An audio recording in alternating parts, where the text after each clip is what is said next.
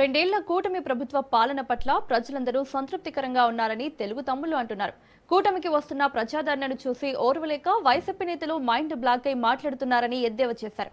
YCP mind set మారకపోతే భవిష్యత్తులో 11 సీట్లు కూడా కోల్పోతారని జోస్యం చెప్పారు. ఇదే అంశానికి సంబంధించి మరింత సమాచారాన్ని మా ప్రతినిధి నారాయణ రెడ్డి అందిస్తారు.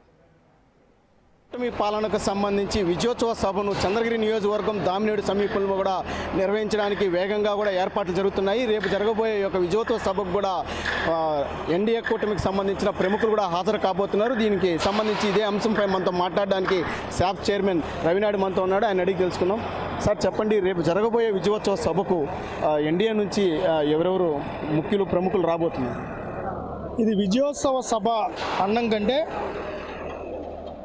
ఈ 2 సంవత్సరాల్లో ప్రజల నమ్మకాన్ని నిలబెట్టుకున్న సభ, అభివృద్ధి చేసిన సభ, సంక్షేమం చేసిన సభగా దీన్ని అభివర్ణించాలి. నమ్మకం, అభివృద్ధి, సంక్షేమం ఈ 3 అజెండాలతో ఈ 2 సంవత్సరాల పాలన నిర్వహించడం జరిగింది.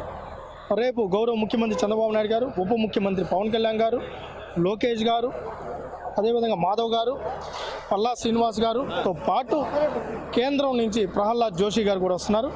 ఇది డబుల్ ఇంజిన్ సర్కార్, ఇచ్చిన ప్రతి మాట నెరవేర్చుకున్నాం.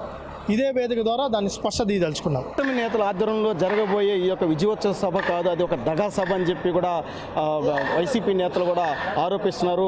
వెన్నుపోటు సభను పెట్టుకుంటే బాగుంటుందని కూడా వాళ్ళు చురుకులు చేసిన పరిస్థితి. దీన్ని ఎలా చూడాలి? వాళ్ళకి ఈ పాలన చూసి ఫీజు కొట్టింది, మైండ్ దొబ్బింది. ఆ మైండ్ దొబ్బిందే ఏదంటే అది మాట్లాడుతున్నాం. మేము అడుగుతున్నాం, ఎందుకు పెట్టుకోవాలయ్యా, ఎందుకు పెట్టుకోవాలన్నారు? 1000 రూపాయలు ఇవ్వడానికి మీకు 5 సంవత్సరాలు పట్టింది. మేము మొదటి సంతకంతోనే 1000 రూపాయలు ఏదైతే ఉందో 4000 పింఛన్ ఇస్తాం. ఈరోజు తల్లికి ఆ రోజు అమ్మఒడి అన్నారు, ఒకరికి ఇచ్చేదానికే ఆపసోపాలు పడ్డారు. ఎంతమంది పిల్లలు ఉంటే అంతమందికి ఇస్తున్నాం. ఈరోజు మీరు ఏ హామీ నెరవేర్చారు? ఆ రోజు ఏం చెప్పారు? లిక్కర్ని రాష్ట్రం నుంచి మద్యపాన నిషేధం అని చెప్పి అయిన తర్వాత నేను ఎలక్షన్ పోతాను. చేశాడా? జాబ్ క్యాలెండర్ ఇస్తాను, ఇచ్చాడా? డిఎస్సి పెడతాను, పెట్టాడా?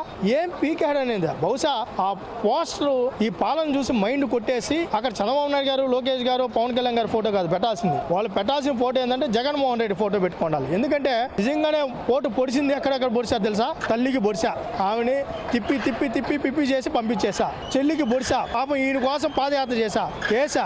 అధికారం కోసం బాబాయిని వేసేసా. ఇది పోట్ అంటే. మాది కాదు పోట్ అంటే. మీకు జనాలకి మీరు పోటు వేశారు కాబట్టి మీకు 11 ఇచ్చారు. ప్రజలకు మంచి చేశాం కాబట్టి మేము జనాల్లో ఉన్నాం. మీరు చెప్పండి సార్, ఈ యొక్క ఏర్పాట్లు ఏ విధంగా జరగబోతుంది? సమయం తక్కువగా ఉన్న నేపథ్యంలోనే చురుకుగా కూడా ఏర్పాట్లు జరుగుతున్నాయి.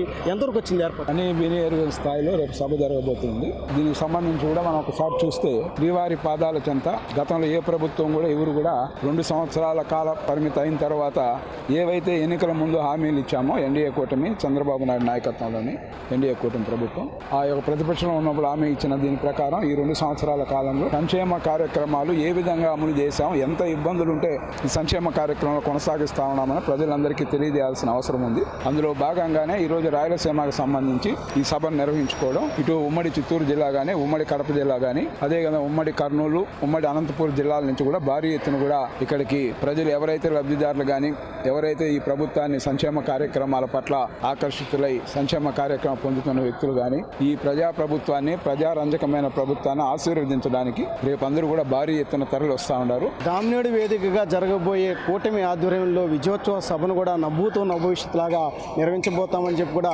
టీడీపీ శ్రేణులు చెప్తున్నారు. ఏదైతే ఒక సర్కార్ డబుల్ ఇంజిన్ సర్కార్ యొక్క అభివృద్ధి సంక్షేమ కార్యక్రమాలను చూసి ఓర్వలేకే వైసీపీ కూడా అనవసర ఆరోపణలు చేస్తుందని చెప్పి కూడా టీడీపీ శ్రేణులు కూడా చెప్పడం జరిగింది. అయితే రేపు జరగబోయే ఈ యొక్క విజయోత్సవ సభకు కూడా స్వచ్ఛందంగా కూడా లబ్ధిదారులు కూడా పెద్ద ఎత్తున తరలి రాబోతున్నారని చెప్పి కూడా వారు చెప్పడం జరిగింది. భవిష్యత్తులో కూడా ఇలాంటి అసత్య ఆరోపణలు చేస్తే కూడా ప్రజలు తగిన బుద్ధి చెప్తారని చెప్పి కూడా టీడీపీ శ్రేణులు చెప్పడం జరిగింది. కెమెరామెన్ రమణతో నారాయణ, రాజ్ న్యూస్.